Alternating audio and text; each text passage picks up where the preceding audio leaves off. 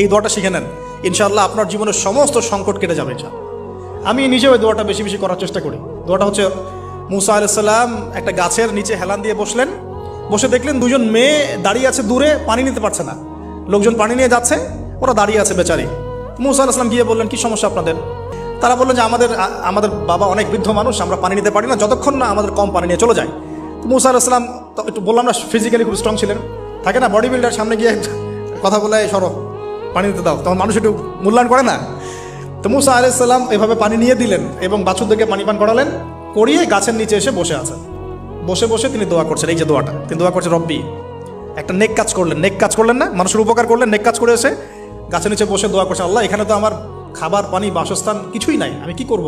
রব্বি ইন্নি লিমা আনজালতা ইলাইয়া মিন খায়রিন ফাকির, রব্বি ইন্নি লিমা আনজালতা ইলাইয়া মিন খায়রিন ফাকির।